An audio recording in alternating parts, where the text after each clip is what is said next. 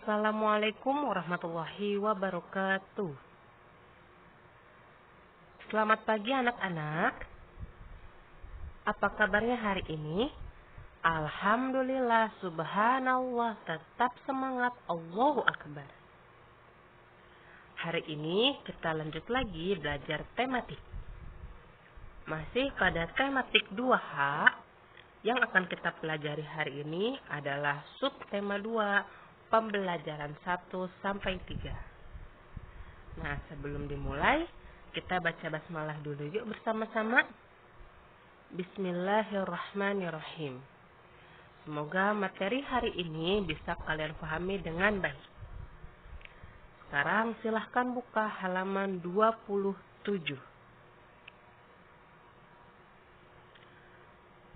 Halaman 27, subtema 2 dengan tema menjaga keselamatan di rumah. Bagian ayo mengamati. Keluarga Nina selalu menjaga keselamatan di rumah. Semua anggota keluarga selalu bersiap siaga dari bencana, bahaya, penyakit, dan lain-lain. Ayo amatilah gambar-gambar berikut. Nah, gambar ini adalah contoh sikap Nina dan keluarganya yang selalu menjaga keselamatan di rumah. Apa saja? Yang pertama, merapikan mainan agar tidak terinjak.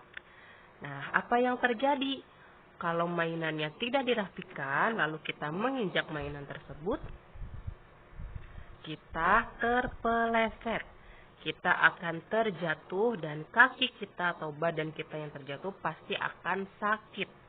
Kalau kita tidak merapikan mainan lalu kita menginjak mainan tersebut. Nah, kalian kalau di rumah, kalau udah selesai main nih, mainannya jangan lupa disimpan ya. Jangan lupa dirapikan kembali mainannya. Lalu yang kedua, benda tajam disimpan di tempat yang aman dan tidak terjangkau oleh anak-anak. Kalau kalian di rumah mau pakai gunting, contohnya, kalian bisa minta bantuan, minta tolong ke ayah, ibu, atau kakak untuk membantu kalian menggunakan gunting tersebut. Menggunakan pisau dan menggunakan benda tajam lainnya. Harus dengan jangkauan orang tua. Tidak boleh menggunakan sendirian karena benda-benda tersebut berbahaya. Bisa melukai tangan kalian atau anggota badan yang lain kalau kalian menggunakannya tidak hati-hati. Lalu yang ketiga, ada menjaga lantai tetap kering dan bersih. Nah, kalian kalau di rumah bantu ibu mengepel lantai, jangan lupa mengepelnya sampai lantainya betul-betul kering, tidak basah. Karena kalau lantai basah, kita berjalan, nanti kita khawatir terpeleset dan terjatuh. Dan yang terakhir, ada aku mengunci pintu setelah masuk ke rumah. Pastikan kalau kalian di rumah sendirian, pintu rumahnya dikunci ya, supaya tetap aman. Tidak ada orang asing yang masuk ke rumah kalian. Berikutnya buka halaman 28. Pembelajaran 1. Bacalah cerita tentang Nina bersama anggota keluarganya berikut. Nina bersama anggota keluarganya selalu menjaga keselamatan di rumah. Baik keselamatan diri maupun keselamatan rumah. Salah satunya dengan menjaga dan merawat dokumen pribadi dan keluarga. Dokumen keluarga harus disimpan dengan baik agar tidak hilang atau rusak. Surat-surat berharga disimpan di dalam mak. Rapor disampul agar rapi. kartu pelajar, dan kartu penduduk dilaminating. Foto disimpan di dalam album atau di bingkai. Dokumen keluarga sangat penting. Nah, di sini pada teks ini memberitahu kita agar kita bisa menjaga keselamatan diri maupun keselamatan di rumah. Nah, salah satunya dengan menjaga dan merawat dokumen pribadi. Dokumen pribadi itu seperti akte, KTP, nah itu harus dijaga baik, tidak boleh sampai hilang. Selain dokumen pribadi, kita juga harus bisa menjaga dokumen keluarga. Contohnya akta rumah dan lain sebagainya.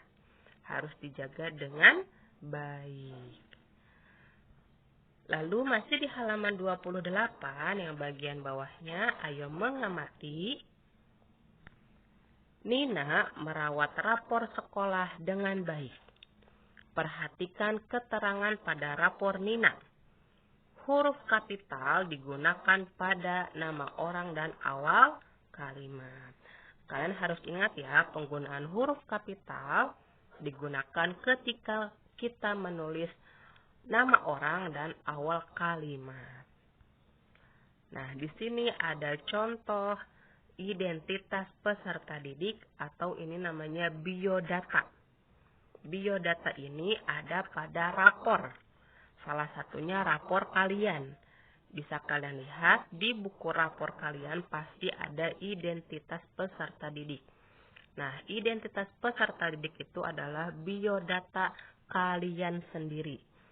Seperti nama kalian, nomor induk sekolah kalian, tempat tanggal lahir, dan juga agama kalian. Nanti kalian bisa cek di rapor kalian masing-masing. Perhatikan penulisan huruf kapital pada biodata tersebut. Selain pada nama orang, huruf kapital juga digunakan untuk nama agama, nama tempat, dan nama bulan. Nah, sekarang kalian perhatikan nih biodata ini, identitas peserta didik. Penulisan huruf kapital selain di nama orang atau pada awal kalimat, huruf kapital digunakan untuk nama agama. Nah, ini nama agama, contohnya agamanya Islam. Kalian perhatikan, huruf I pada awal kata Islam ini, I-nya adalah huruf besar, huruf kapital. Atau ketika kalian menulis nama agama lain seperti Kristen, Konghucu, Buddha, Hindu, nah itu awal hurufnya harus menggunakan huruf besar. Kristen, huruf K-nya huruf besar. Buddha, B-nya harus besar. Hindu, H-nya harus besar.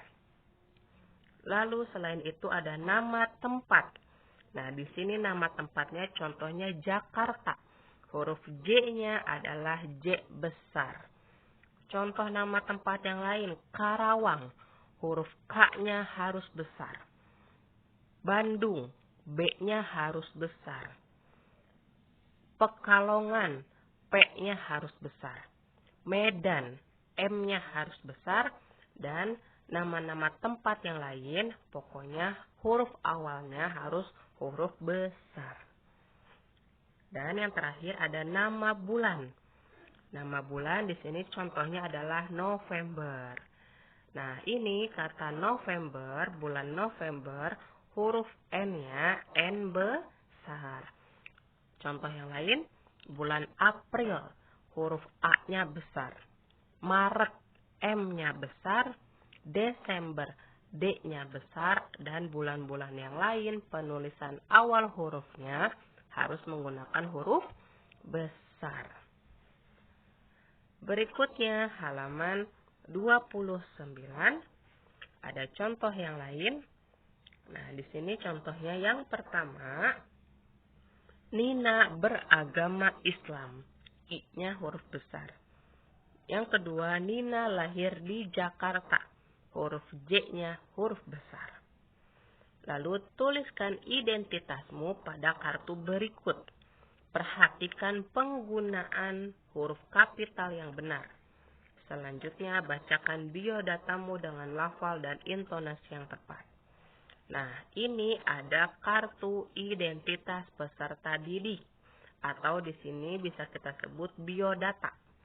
Silahkan kalian lengkapi biodata ini dengan identitas kalian. Nama lengkap kalian, tempat tanggal lahir, kelas, agama, hobi, dan cita-cita. Silakan kalian isi sesuai identitas kalian masing-masing. Jangan lupa perhatikan ya penggunaan huruf kapitalnya. Oke? Nah, silakan kalian isi. Lalu, buka halaman 30. Mohon maaf, masih di halaman 29. Bagian bawahnya, ayo menari. Nina membersihkan tempat tidur dengan sapu lidi. Perhatikan gerakan yang dilakukan Nina. Nah, di sini Nina membersihkan tempat tidurnya dengan sapu lidi. Ini sapu lidinya. Gerakan itu dapat menjadi tarian. Gerakan dalam tarian bermacam-macam. Ada yang dilakukan dengan posisi rendah, sedang, dan tinggi. Contohnya seperti berikut. Nah, gerakan-gerakan ini bisa kalian gunakan sebagai gerakan tarian. Yang pertama, ini gambar. Yang pertama adalah posisi rendah ada di bawah, posisi sedang ada di tengah-tengah, dan posisi tinggi ada di atas. Nah, gerakan-gerakan ini bisa kalian gunakan sebagai gerakan tarian. Lalu berikutnya buka halaman 30. Bagian ayo mengamati. Nina merapikan kamar pukul 15.00. Nina selesai merapikan kamar pukul 16.00. Nah, kemarin kita sudah bahas tentang membaca jam. Jam 15.00 ini jam berapa ya? Jam 3 sore. 15.00 ini jam 3 tepat pada sore hari. Lalu jam 16.00 ini adalah jam 4 sore. Penggunaan jam pada siang hari sampai malam hari kita menggunakan huruf belasan dan puluhan. 15, 16, 20 sampai 24. Berapa jam Nina merapikan kamar? Nah, berapa jam ya Nina selesai merapikan kamarnya? Tadi Nina mulai merapikannya jam 3, jam 15, lalu selesainya jam 4. Berapa jam tuh Nina selesai merapikan kamarnya? Perhatikan gambar berikut. Nah, berikut adalah jam ketika Nina mulai merapikan kamar sampai Nina selesai merapikan kamar. Nina merapikan kamar pukul 15. Nah, 15 ini adalah jam 3 sore. Lalu selesainya Nina jam 16. Atau kita sebut jam 4 sore selesainya. Jedanya berapa jam nih? Jarum pendek bergeser 1 angka. Jarum pendek menunjukkan jam. Jadi, Nina merapikan kamar selama 1 jam. Nah, tadi Nina mulai jam 3. Nih, jarum pendeknya berwarna merah. Menunjukkan ke angka 3. Lalu Nina selesainya jam 4. Nah, berarti Nina selesainya selama 1 jam. 1 jam dari mana? Nah, tadi jarum pendeknya ada di angka 3 lalu bergeser 1 angka. Bergeser 1 angka ke angka 4. Nah, ada 1 angka. Berarti selesainya adalah 1 jam. Kalau contoh yang lain, misalkan Nina mulai merapikan kamarnya jam 4. Lalu Nina selesainya jam 19 atau jam 7. Berapa jam Nina selesainya? Kalian tinggal hitung ada berapa angka yang dilewati oleh jarum pendek tersebut. Tadi jam 4 mulainya, lalu jam 7-nya selesai. Kita hitung 1, 2, 3 sampai ke angka 7. Dari jam 4 ini ke angka 7 kalian hitung 1, 2, 3. Ada 3 angka yang dilewati. Angka apa saja? Angka 5, angka 6, angka 7. Berarti ada 3 angka yang dilewati adalah 3 jam. Kalian tinggal lihat jarum pendeknya melewati berapa angka. Berapa banyak angka yang dilewati oleh jarum pendek tersebut. Bergesernya berapa angka. Lalu di sini ada hubungan antar satuan jam dapat ditulis sebagai berikut. Nah, ini ada rumus jam. Kalian harus hafal ini, harus diingat-ingat. 1 jam ada 60 menit. 1 menit ada 60 detik. 1 jam ada 60 menit dan ada 3.600 detik. Contohnya, 1 jam ada pertanyaan nih. 1 jam ada berapa detik ya? Kalian tinggal ingat yang ini. 1 jam ada 3.600 detik. Begitu juga sebaliknya. Di sini 60 menit. Pertanyaannya, 60 menit itu berapa detik ya? Kalian tinggal ingat ini. 60 menit ada 3.600 detik, Bu. Lalu contoh yang lain. Ini tinggal kalian balik-balik saja. Kalau pertanyaannya terbalik, misalkan 3.600 detik, titik-titik menit. Ada berapa menit tuh dari 3.600? Ada 60 menit. Lalu contoh yang lainnya. 60 menit, titik-titik jam. 60 menit ada berapa jam? Tinggal kalian ingat. Nah, 60 menit ada 1 jam. 60 detik ada berapa menit? Ada 1 menit. Nah, rumus ini kalian harus hafal, kalian harus ingat. Lalu, kalau kalian hafal, kalian ingat, kalian bisa menjawab pertanyaan-pertanyaan tentang jam. Contoh lainnya, Bu Fitri kasih contoh ya, kalian simak. Perhatikan contoh berikut. Dio berlatih renang pukul 9. Nah, ini pukul 9.00 berarti 9 pagi. Dio selesai berlatih renang pukul 11 siang. Berapa lama Dio berlatih renang? Nah, ini jamnya. Nih, yang pertama ini adalah jam ketika Dio mulai latihan renang, yaitu jam 9. Jarum pendeknya ada di angka 9 dan jarum panjangnya di angka 12. Jam 9 tepat. Lalu Dio selesainya jam 11 siang. Nah, ini Dio selesainya nih jam 11. Berapa jam tuh Dio lama berlatih berenangnya? Kalian tinggal hitung. Tadi angka jarum pendeknya di angka 9. Lalu selesai jam 11. Nah, di sini. Ntar Bu Fitri garisin.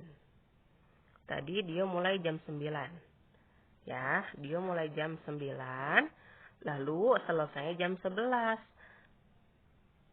Nah, dari jam 9 selesai jam 11. Lalu kalian tinggal hitung ada berapa angka yang dilewati oleh jarum pendek, atau bahasanya jarum pendeknya geser berapa angka. Dari 9 ke 11 itu ada berapa angka? Ada 10, ada 11. Ini jam 9, bergesernya ke angka 11 itu ada berapa angka? 1, 2. Ada 2 angka. Angka apa saja? Angka 9, angka 10 dan angka 11. Ada 2 angka yang dilewati atau yang bergeser jarum pendeknya. Berarti ada 2 jam. Berarti ada 2 jam. Nah, dari pukul 9 sampai pukul 11, jarum pendek telah bergeser 2 angka. Tadi dari jam 9 ke jam 11 itu bergeser 2 angka. Angka 10 dan angka 11. Ada 2 angka. Jadi, dia telah berlatih renang selama 2 jam. Untuk memudahkannya, kalian tinggal hitung saja jarum pendek itu gesernya ke berapa angka. Kalau bergesernya 2 angka berarti 2 jam. Kalau bergeser 3 angka berarti 3 jam. Kalau bergesernya 5 angka berarti 5 jam. Tinggal kalian hitung ada berapa angka jarum pendek itu bergesernya. Gitu ya. Lalu halaman 31, bagian ayo berlatihnya nomor 2, gambar yang pertama Bu Fitri akan menjelaskan. Bu Fitri akan menjelaskan di sini, jadi tidak perlu kalian kerjakan. Nanti kalian tinggal menyalinnya saja. Gambar yang pertama, ini ada waktu mulai dan sampai waktu selesai. Misalkan ini Bu Fitri berkegiatan di sekolah dari jam 6 pagi. Lalu Bu Fitri selesainya jam berapa ini? Jam 9 pagi. Berapa lama nih Bu Fitri kegiatannya? Dari jam 6 sampai jam 9. Nah, kita hitung gesernya berapa angka sampai ke angka 9. Tadi ini jam 6. Lalu bergeser ke angka 7, ke angka 8, sampai ke angka 9. Ada berapa angka nih yang bergesernya? Ada 3 angka. Angkanya apa saja? Angka 7, 8, dan 9. 1, 2, 3 sampai ke angka 9. Ada 3 angka. Jarum pendeknya bergeser 3 angka, berarti lama kegiatan Bu Fitri adalah 3 jam. Lalu di sini ada pertanyaan, 3 jam titik-titik menit. Nah, tadi kalian ingat 1 jam ada berapa menit? Ada 60 menit. Nah, kalau 3 jam berapa menit ya? Kita hitung sama-sama. Nah, ini rumusnya kalian harus ingat. 1 jam sama dengan 60 menit. 1 menit 60 detik. 1 jam 3.600 detik.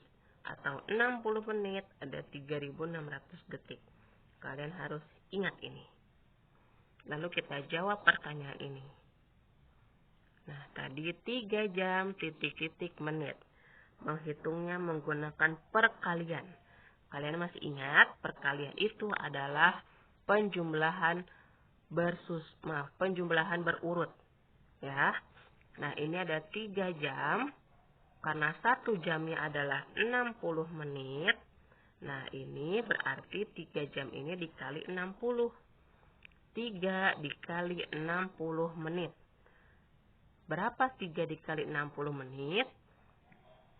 Angka 60 ini, lihat di bagian depannya ada angka 3. Berarti 60 ini dihitungnya, dijumlahkannya sebanyak 3 kali. 60 ditambah 60 ditambah 60 sama dengan 180 menit. Jadi untuk 3 jam ada 180 menit. Nah, ini cara menghitung jumlah jam, jumlah menit dan jumlah yang lainnya. Ya, kalian ingat dulu rumus ini.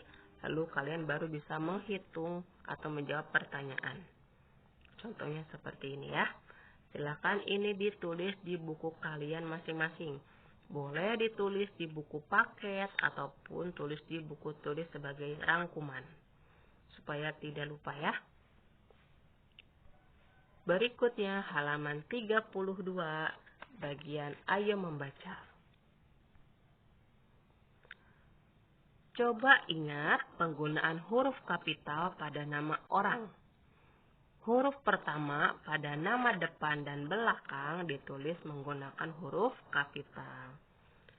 Siapa namamu? Siapa nama lengkapmu? Siapa nama anggota keluargamu? Silakan tulis di bagian berikut. Nah, ini ada namaku. Berarti nama kalian siapa nama lengkapnya? Lalu nama ayah kalian, nama adik kalau punya adik, nama ibu, dan nama kakak kalau punya kakak. Kalau tidak punya adik, tidak punya kakak, tidak apa-apa. Kalian tulis nama kalian saja. Nama kalian dan nama ayah dan nama ibu. Kalian ingat ya, menggunakan huruf kapital ketika menulis nama orang. Nama orang misalkan Fitri, nama Bu Fitri nama lengkapnya Fitri Yani Barkah. Fitrinya F-nya besar, Y-nya Yani-nya Y-nya besar, dan B-nya Barkahnya B-nya yaitu B besar. Semua namanya, nama lengkapnya awal-awalnya menggunakan huruf kapital. Lalu halaman 33 bagian Ayo Bercerita. Nina dan Ayah berbeda usia. Meskipun demikian, Ayah dan Nina bekerja sama. Kerjasama dapat dilakukan dengan teman-teman. Misalnya ketika melakukan piket kelas. Meskipun berbeda, semua bekerja sama dengan baik.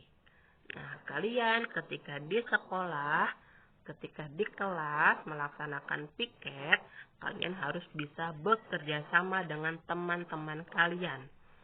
Contohnya ini, Nina dan teman-temannya bekerja sama ketika sedang piket kelas dan membagi tugasnya dengan adil.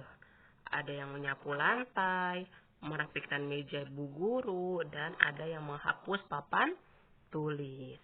Supaya pekerjaannya cepat selesai, jadi harus dibagi-bagi. Nah, ini juga sama. Nina dan teman-temannya sedang membersihkan halaman sekolah. Mereka bekerja sama dengan baik dan mereka juga membagi tugasnya masing-masing. Sikap tersebut merupakan perwujudan persatuan dalam keragaman. Ini adalah contoh sikap persatuan dalam keragaman. Lalu, buka halaman 35. Bagian Ayo Berlatih. Silakan kalian kerjakan soal nomor 5 saja. Tugasnya di sini, perbaiki penulisan kalimat berikut dengan huruf kapital yang tepat. A dan B. Silakan kalian cek kalimat-kalimat ini mana yang kurang tepat penulisannya, lalu kalian rubah dengan kalimat yang betul penulisannya. Lalu yang berikutnya halaman 36 bagian Ayo Peragakan. Kita langsung ke bagian yang bawahnya. Ayo ingat kembali.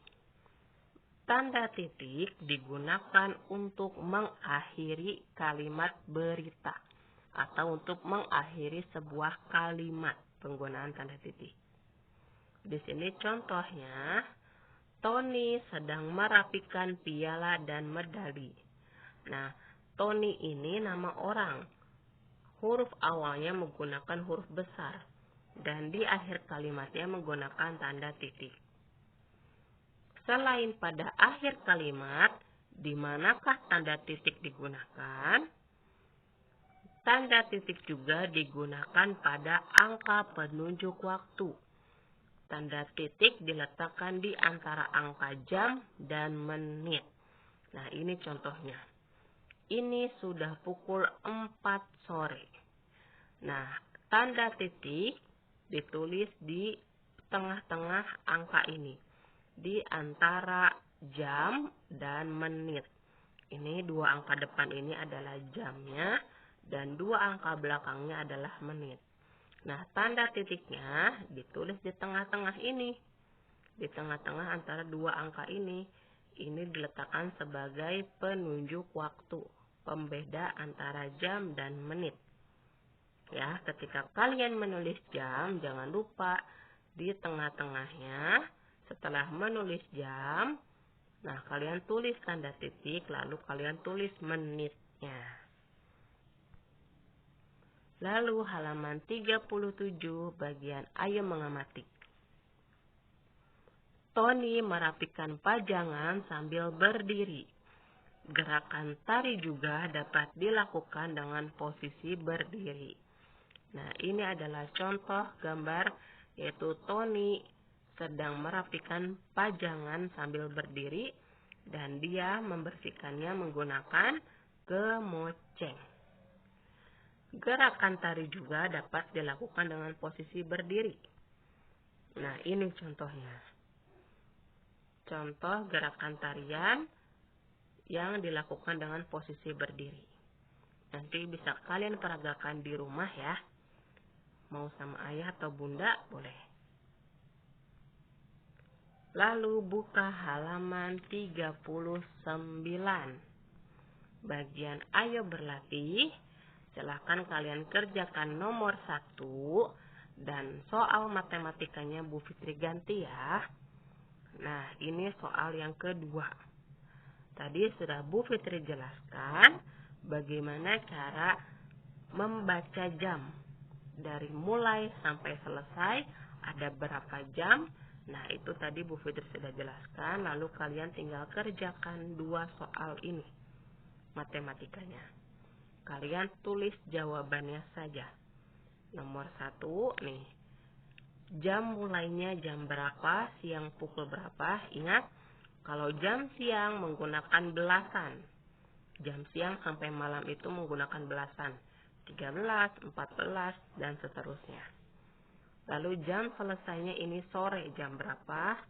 Lalu kalian hitung lama waktunya ada berapa jam. Lalu jam tersebut kalian rubah ke menit. Tadi sudah Bu Fitri contohkan juga cara menghitungnya. Dari jam ke menit itu bagaimana cara menghitungnya. Silakan kalian kerjakan 3 soal ini. 1, 2, 3. Silakan dikerjakan ya. Cukup sekian pembelajaran tematik hari ini. Silakan kalian simak videonya dengan fokus. Kalian pahami materinya. Lalu kalian kerjakan tugasnya dengan baik. Bu Fitri tutup. Wassalamualaikum warahmatullahi wabarakatuh.